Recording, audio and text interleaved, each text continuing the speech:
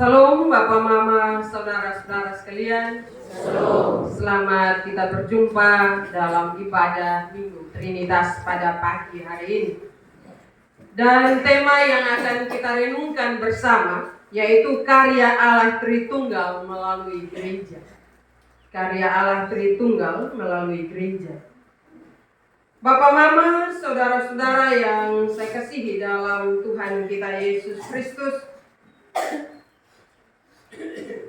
dalam pembacaan Alkitab kita pada pagi hari ini yaitu kitab Injil Yohanes pasal 16 ayat 4b hingga ayat yang ke-15, di mana Yesus sedang mempersiapkan para murid-muridnya untuk menghadapi kepergiannya. Karena ini bukan sebuah perpisahan biasa, Bapak Mama. Ini adalah awal dari karya Allah yang besar, Tritunggal, yang akan dinyatakan melalui gerejanya di dunia ini. Tuhan Yesus tahu, Bapak Mama, bahwa kepergiannya akan membuat murid-murid goncang. Tapi dia berkata, Bapak Mama, bagi para muridnya di dalam ayat yang ke-7, namun benar yang kukatakan ini kepadamu adalah lebih berguna bagi kamu jika aku pergi. Sebab jikalau aku tidak pergi, penghibur itu tidak akan datang kepadamu. Tetapi jikalau aku pergi, aku akan mengutusnya kepadamu.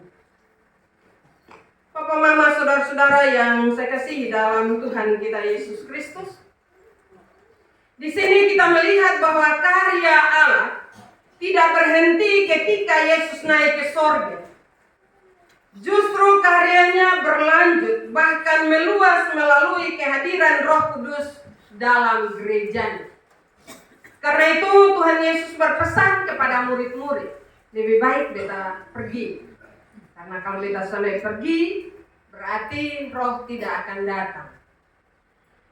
Bapak Mama, saudara-saudara yang saya kasihi dalam Tuhan kita Yesus Kristus, Allah Bapa adalah sumber segala rencana keselamatan dalam kehidupan kita. Karena itu kita percaya kepada Allah. Karena Dia yang merancangkan keselamatan, karena kasih-Nya, Dia merancangkan keselamatan itu bagi umat manusia. Kenapa Bapak Mama? Karena dosa membuat hubungan kita dengan Allah terputus. Karena itu Allah merancangkan keselamatan itu. Yesus Kristus adalah jalan keselamatan. Lewat kehadiran Yesus Kristus menyelamatkan kita dari dosa dan kesalahan kita. Pertanyaan bagi kita, apakah kita sudah sadar benar bahwa kita ada itu karena Yesus Kristus datang, Dia dicerca, disiksa, dihina untuk menyelamatkan kita atau belum? Roh Kudus adalah penggerak dan juga penolong gereja. Yesus menyebut Roh Kudus sebagai penghibur. Dalam bahasa Yunani, parakletos. Parakletos artinya penghibur, pembina, pembela, dan juga penolong. Yesus tahu bahwa ketika karya keselamatannya Dia karuniakan dalam kehidupan kita, kita belum bebas sepenuhnya dari melakukan dosa. Kita belum sadar. Karena itu kita masih mau terus tinggal di dalam dosa. Nah, kalau Roh Kudus tidak dikaruniakan dalam kehidupan kita, maka kita akan terus melakukan dosa dan kesalahan. Karena itu Bapak Mama, saudara-saudara yang saya kasihi dalam Tuhan, firman Allah yang adalah Allah itu sendiri telah datang ke dunia untuk menebus kita. Sekali lagi Ia rela dihina, dicerca, ditolak, disiksa, bahkan dibunuh untuk memperbaiki hubungan manusia dan Allah, untuk menyelamatkan manusia. Karena itu Bapak Mama, saudara-saudara yang saya kasihi dalam Tuhan, kita dibaharui. Karena pembaharuan yang telah Allah kerjakan di dalam kehidupan kita lewat kehadiran Roh Kudus, maka kehidupan kita harus dituntun dan dibimbing oleh Roh Kudus. Firman Tuhan hari ini jelas menunjukkan kehadiran Allah dalam kehidupan kita manusia. Tuhan Yesus berkata, sekarang aku pergi kepada Dia yang mengutus aku. Ini berarti Bapak Mama bahwa firman yang menjadi daging dan hidup di antara manusia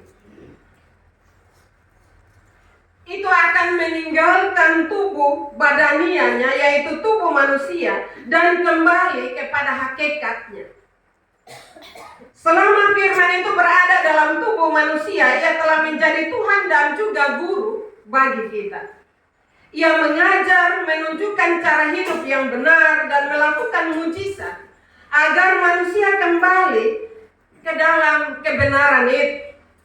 Agar manusia menyadari dosa dan kesalahan, lalu meninggalkan dosa dan kesalahan itu demi karya keselamatan yang sudah Allah rancangkan bagi ciptaan. Bapak Mama, saudara-saudara yang saya kasihi dalam Tuhan, Ia juga telah mengalahkan penguasa dunia yang selama ini membelenggu manusia dalam ikatan dosa melalui kematiannya di kayu salib ketika Ia berkata, sudah selesai. Bapak Mama, saudara-saudara, sebelum terangkat ke sorga, Tuhan Yesus berjanji akan mengutus Dia, yaitu Roh kebenaran, yang akan selalu menyadarkan manusia akan dosa, kebenaran, dan juga penghakiman. Walaupun iblis, penguasa dunia itu sudah dihukum dan tertunduk malu, akan tetapi keinginan kedagingan manusia telah membuat manusia cenderung menentang firman dan berbuat dosa. Sehingga Roh Kudus dicurahkan untuk menginsafkan kita akan dosa yang membuat kita jauh dari Tuhan. Roh Kudus, Bapak Mama, sekali lagi dikaruniakan kepada kita sebagai anak-anak Tuhan untuk menginsafkan kita. Roh selalu kasih ingat kita, kasih sadar kita. Dan itu terbukti dalam kehidupan kita sebagai orang-orang beriman atau sebagai orang-orang percaya. Ketika kita melakukan kesalahan, pasti ada rasa takut. Dan juga ada rasa penyesalan. Itu bukan karena kita hebat, Bapak Mama. Itu karena pekerjaan Roh Kudus dalam kehidupan kita. Jadi ketika kita melakukan kesalahan dan sadar dan insaf, memaafkan orang lain, bersyukurlah. Karena Roh Kudus hidup di dalam kehidupan kita. Roh Kudus tidak mau agar kita terus tenggelam dalam dosa dan kesalahan. Roh Kudus dikaruniakan bagi kita untuk berkarya di dalam kehidupan kita. Sehingga Bapak Mama, saudara-saudara yang saya kasihi dalam Tuhan, saya selalu mengulang-ulang, jangan sadar itu terlambat. Sadar itu harus di depan. Untuk menghindari diri dari melakukan hal-hal yang menyakiti hati Allah. Karena ketika kita melakukan hal-hal yang menyakiti hati Allah, Bapak Mama, firman menyatakan bahwa Tuhan Yesus tidak datang 2 kali untuk mengampuni kita. Dia datang yang kedua kali, tetapi sebagai hakim yang menghakimi kita. Dan itu juga Bapak Mama, Roh Kudus mengingatkan kita bahwa setelah kehidupan kita itu akan ada penghakiman. Supaya kenapa Bapak Mama? Supaya kita jaga hidup kita jaga iman kita kepadanya. Kalau kita tidak diingatkan bahwa ada penghakiman, ini ketong hancur semua Bapak Mama. Tetapi Roh Kudus itu dikaruniakan bagi kita untuk mengingatkan kita. Tidak saja menghibur kita, menolong kita, membina kita. Tetapi juga Dia mengingatkan, Roh Kudus mengingatkan kita bahwa akan ada penghakiman. Itulah yang membuat kita sebagai orang-orang percaya, sebagai orang-orang Kristen, selalu mau datang kepadanya. Kenapa Bapak Mama? Untuk mempersiapkan diri kita. Jadi bersyukurlah bagi kita, selalu kita ingat bahwa kita harus datang beribadah, kita harus berdoa, kita harus melakukan hal-hal yang memuliakan nama Tuhan. Karena ingatan itu menolong kita untuk ketika kita dipanggil oleh Tuhan, kita tidak takut menghadapi penghakiman itu. Karena itu marilah Bapak Mama, Saudara-saudara, jangan kita pikir bahwa kesempatan hidup yang Tuhan masih beri ini kita pakai seenaknya, tidak. Silakan kita pakai, Tuhan kasih kotong kebebasan benar, tetapi selalu pakai dalam kesadaran bahwa kotong mau senang bagaimanapun, kotong mau melangkah sampai manapun, tapi ingat bahwa Roh Kudus itu harus membimbing kita, sehingga menolong kita mengingat akan akhirnya hidup kita akan dihakimi. Saya percaya bahwa ketika kita hidup di dunia ini, dalam menghadapi sebuah persoalan dan kita diperhadapkan dengan pengadilan, kalau kotong mau berhadapan dengan pengadilan, dengan hakim dunia itu, bagaimanapun sebagai manusia kita punya ketakutan. Ini sebentar kotong omong apa, omong tak salah, kotong kena hukum, dan seterusnya. Nah, itu hakim dunia. Bagaimana dengan hakim agung yang menghakimi hidup kita dan menentukan kehidupan kita setelah kematian ini? Bukankah kita juga harus punya rasa takut, rasa gentar? Ketika rasa takut kita kepada hakim Allah itu beda dengan hakim dunia. Harus ada perbedaan. Kalau hakim dunia saja kotong mau duduk untuk dihakimi saja, kotong berdoa, kotong minta dukungan. Apalagi kita akan berhadapan dengan penghakiman akhir. Setidak-tidaknya kita punya rasa takut yang beda dengan takut berarti hidup sesuai dengan kehendak Tuhan. Hidup berserah kepadanya. Itu yang juga harus ada dalam kehidupan kita. Hanya kadang beda Bapak Mama. Kotong bilang kotong takut hakim Tuhan. Tetapi kotong ada buat dosa terus, itu bukan takut Bapak Mama, itu kotong menantang itu. Karena itu kalau Roh Kudus ada di dalam kehidupan kita, kita tidak akan menantang Allah. Kita tidak akan hidup tidak sesuai kehendak Allah. Karena itu marilah Bapak Mama, saudara-saudara yang saya kasihi dalam Tuhan kita Yesus Kristus, sekali lagi peranan Roh Kudus di dalam kehidupan kita begitu besar. Yang dijanjikan Tuhan Yesus adalah sebagai roh yang akan selalu kasih ingat kita, menginsafkan kita. Di mana Allah sendiri yang akan bertindak sebagai hakim untuk memisahkan kambing daripada domba, gandum dari ilalang. Tuhan Yesus sendiri telah memberikan contoh penghakiman itu melalui kematian dan kebangkitannya untuk menghukum penguasa dunia dan mengalahkan maut. Ternyata Bapak Mama hanya untuk keselamatan manusia Allah berkarya dengan semua keberadaannya di dunia ini. Mulai dari rencana penyelamatan yang Allah buat, tindakan penyelamatan dengan mengorbankan anak tunggalnya, sampai kepada penyertaan Roh Kudus untuk mencegah manusia dari perbuatan dosa dan mengarahkan manusia untuk selalu menyadari, selalu sadar bahwa rancangan keselamatan itu Allah kerjakan dalam hidup kita. Firman Tuhan berkata, penguasa dunia telah dihukum, Roh Kudus telah diberikan, sekarang tinggal keputusan kita Bapak Mama untuk membuka hati, menerima Roh Kudus untuk selalu mengendalikan hidup kita, mengendalikan hasrat dan kehendak bebas kita, untuk memimpin kita ke dalam kebenaran. Atau kita masih mau memelihara roh-roh dunia yang mengikat kita pada keinginan-keinginan daging kita. Roh Kudus itu adalah roh Allah, sehingga apa yang dibisikkan dalam hati dan pikiran kita adalah kehendak Allah. Ketika kita mau melakukan sesuatu, Dan ada rasa takut sedikit. Saya ulang sekali lagi, Bapak Mama, bahwa itu bisikan roh.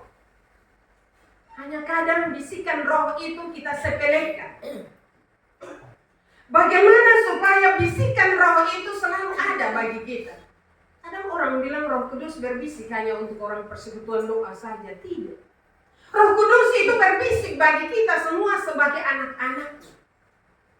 Ketika kau mau melangkah, kau mau maki orang, jangan. Itu ingat bahwa itu bisikan Roh Kudus.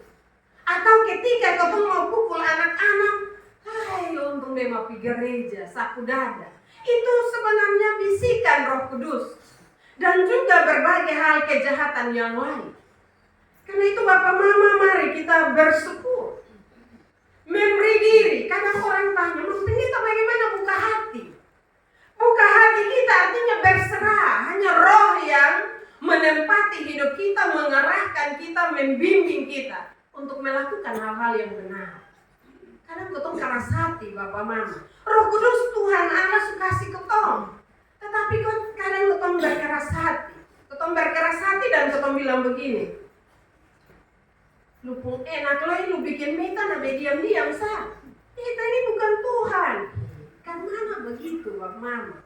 Kita ini anak-anak Tuhan. Nah itu sebenarnya tanda bahwa kita melawan bisikan hati, bisikan Roh Kudus itu dalam kehidupan kita. Ketika kita mau melakukan sesuatu, kita ingat bahwa yang kita mau maki, yang kita mau marah, yang potong babakalahi itu adalah anak Tuhan yang sama dengan kita. Ada berbagai cara yang Roh Kudus pakai untuk bisa kita dapat jalan keluar. Nah itulah yang kadang ketemu tutup hati, tutup telinga, tutup mata dengan pekerjaan Roh Kudus. Karena itu marilah dengan mendengar kebenaran firman Tuhan pada pagi hari ini. Tuhan Yesus siap murid-murid untuk mereka setelah Tuhan Yesus kembali kepada Bapanya. Roh Kudus yang dikaruniakan dalam kehidupan mereka benar-benar menolong mereka untuk mereka tidak goncang di dalam iman percaya mereka, tetapi mereka terus dibaharui, mereka terus diberi semangat untuk menjalankan tanggung jawab mereka di dunia ini, yaitu memberitakan kebenaran firman Tuhan. Kita semua yang hadir pada pagi hari ini Bapak Mama, marilah kita terus memberi diri kepada Tuhan agar Roh Kudus aktif bekerja dalam hidup kita sehingga kita dibenarkan dalam penghakiman Allah nanti. Firman Tuhan memberkati kita pada pagi hari ini. Amin.